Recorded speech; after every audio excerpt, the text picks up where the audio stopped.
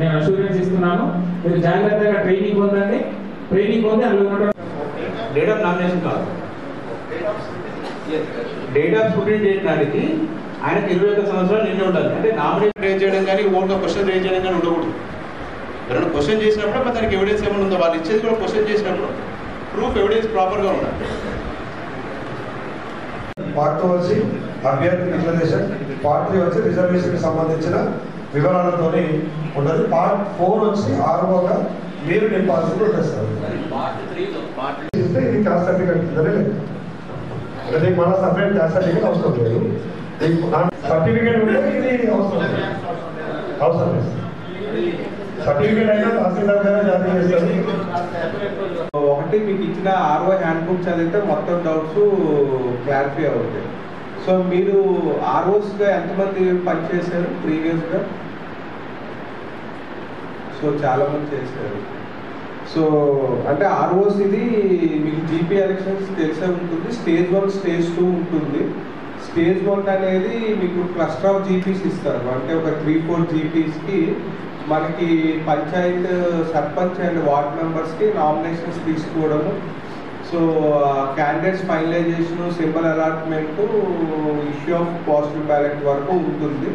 So తర్వాత actual election అనేది conduct చేయడము, కౌంటింగ్ అనేది స్టేజ్ 2 ఆర్ఓస్ చేస్తారు. వాళ్ళు జీపీకి ఒకరు ఉంటారు. సో మీలో మోస్ట్లీ మీరు స్టేజ్ 1లో ఉన్న వాళ్ళు స్టేజ్ 2 కూడా ఇస్తారు ఏదో ఒక జీపీకి. సో ఫస్ట్ మీరు నామినేషన్స్ మీకు ఏ జీపీస్ అలాట్ అయ్యాయో ఆల్రెడీ మీ ఎంపీడీఓ గారు మీకు చెప్పే ఉంటారు. సో అది తెలుసుకొని ఫస్ట్ మీరు ఎక్కడ నామినేషన్స్ తీసుకోవాలో వెన్యూ డిసైడ్ చేసుకోండి. సో జనరల్గా ఏదైనా సెంట్రల్గా ఉన్న గ్రామ పంచాయతీ కానీ అండ్ జీపీలో మనకి సఫిషియెంట్గా స్పేస్ ఉండే జీపీ, అంటే ఏదో జనరల్గా ఎలక్షన్స్ ఏం జరుగుతుంది అంటే ప్రీవియస్ ఎక్కడ ఏ జీపీలో తీసుకున్నారో ఇప్పుడు అదే జీపీలో తీసుకుంటాము అనేది ఉంటుంది. అలా కాకుండా ఇప్పుడు లాస్ట్ 5 yearsలో చాలా గ్రామ పంచాయతీలకి కొత్త బిల్డింగ్స్ శాంక్షన్ అయి ఉంటాయి, కొత్త ఇన్ఫ్రాస్ట్రక్చర్ వచ్చి ఉంటుంది. సో ఉంటుంది, మోర్ స్పేషియస్గా ఉంటుంది అండ్ కాస్త మీకు స్కానింగ్ అవన్నీ చేసుకోవాలి కాబట్టి నామినేషన్స్ కూడా ఎక్కువ వస్తుంది కాబట్టి ఆ మంచి లొకేషన్లో ఉన్నది జీపీ అనేది మీరు మీ ఎంపీడీఓతో డిస్కస్ చేసి ఫైనలైజ్ చేసుకోండి. సో నెక్స్ట్ మీరు ఫ్యూ ప్రికాషన్స్ ఏమంటే, ఒకటి మీకు నామినేషన్స్ అన్నింటిలో కూడా మనకి టైం అనేది ఇంపార్టెంట్. అంటే 10:30 to 5 కానీ ఆర్ విత్డ్రాల్ అవ్వచ్చు, సో స్క్రూట్నీ అవ్వచ్చు. స్టార్టింగ్ టైము ఎండింగ్ టైం అనేది చాలా ఇంపార్టెంట్. సో అందుకు ఖచ్చితంగా మీరు ఏదైతే నామినేషన్స్ రిసీవ్ చేసుకుంటారో మీ ఛాంబర్లో ఒక క్లాక్, సో వాల్ క్లాక్ ఉండేలాగా ఎన్షూర్ చేసుకోండి. అది కరెక్ట్ టైమింగ్ ఉండాలి. సో ఆ టైం ఫాలో అయితే సో వచ్చే వాళ్ళకి తెలుస్తుంది, మీరు తీసుకునే వాళ్ళకి కూడా తెలుస్తుంది. సో జనరల్గా లాస్ట్ 5 minutes ముందుకు ఇప్పుడు 5 o'clock ఎండ్ అవుతుంది. సో 10 to 5, 5 to 5 నుంచో జనరల్గా ఇప్పుడు అందరి దగ్గర సెల్ ఫోన్లు ఉంటాయి కాబట్టి ఒక కారోబారో లేకపోతే పంచాయత్ సెక్రటరీ వాళ్ళ సిబ్బంది ఉంటారు, వాళ్ళతో వీడియోగ్రఫీ కాస్త తీపించండి inside room and outside. So that ఎవరు 5 o'clock ఉన్నారు అనేది తెలుస్తుంది. అంటే జనరల్గా మీకు లోకల్ బాడీ ఎలక్షన్స్లో మెయిన్ ఇష్యూస్ ఇలాంటివే వస్తాయి.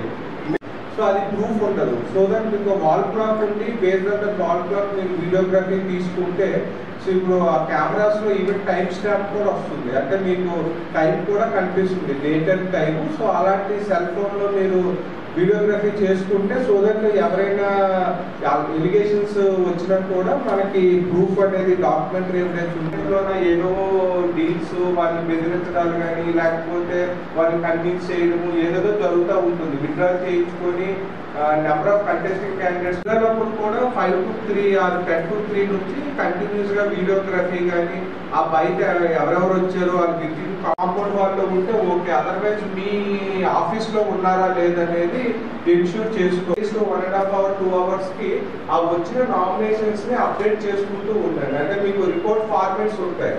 సో అలా కాకుండా మీరు 5 o'clock వరకు నామినేషన్స్ తీసుకొని 5 తర్వాత ఒకటి బ్యాంక్ అకౌంట్ అనేది వాళ్ళు ఓపెన్ చేసి ఆ డీటెయిల్స్ అనేది మీకు ఇవ్వాల్సి ఉంటుంది. ఒకవేళ అది ఇవ్వకపోతే మీకు అది చెక్ లిస్ట్ ఇస్తారు, దాంట్లో అది ఉంటుంది. సో చెక్ లిస్ట్లో వాళ్ళకి ఇన్ఫార్మ్ చేయండి. సో బట్ ఈ క్లాస్ వల్ల రిజెక్ట్ చేయకూడదు, అంటే ఒకరు సబ్మిట్ చేయలేదు కాబట్టి రిజెక్ట్ చేస్తాం అనేది ఉండదు. బట్ ఇది సజెసివ్ ఉంటుంది. ఇంకోటి రిజెక్షన్ రీజన్స్ కూడా అది చూడండి, అంటే వాళ్ళు నామినేషన్ ఇచ్చినప్పుడు ప్రీ స్క్రూట్నీలో ఏమేమి మీరు చూడాలి, స్క్రూట్నీ అప్పుడు ఏమేమి చూడాలో కూడా మీ హ్యాండ్ బుక్లో ఉంటుంది. అంటే మీరు స్క్రూట్నీలో రిజెక్ట్ చేసినప్పుడు వాళ్ళు మీకు అంటే అన్నెసరీగా మాకు ఇది ఉంది, ఈ మిస్టేక్ ఉందని నామినేషన్ ఇచ్చినప్పుడు ఎందుకు చెప్పలేదు అని అంటారు. సో బట్ నామినేషన్ తీసుకునేటప్పుడు ఏమేమి చూడాలి అనేది ప్రిలిమినరీ స్క్రూట్నీ ఉంటుంది, అది మాత్రమే చూడాలి. ఇస్తాము. సో నామినేషన్స్ తీసుకునేటప్పుడు ఒకవేళ ఏమైనా ఎమర్జెన్సీ అనుకోండి, సమ్ మెడికల్ ఎమర్జెన్సీ సంథింగ్ ఉంది అంటే అప్పుడు మీరు ఆర్డీఓ గారికి ఎంపీడీఓ గారితో మాట్లాడి అప్పుడు ఏఆర్ఓకి నామినేషన్స్ తీసుకోవడం మాత్రమే అది ఇవ్వచ్చు. బట్ అది కూడా వాళ్ళు ఆర్డర్ ప్రకారమే ఇస్తారు, అంటే అది వస్తుంది కాబట్టి అందరూ కాస్త కేర్ఫుల్గా ఆ హ్యాండ్ బుక్ అనేది మినిమం ఒక 2-3 టైమ్స్ చదవండి. చదివి ఏమైనా డౌట్స్ ఉన్నా కూడా మీ డిఎల్ఎంపీసీకి కానీ మీ ఎంపీడీఓస్ కానీ కొంత క్లారిఫికేషన్ తీసుకోండి. Thank you.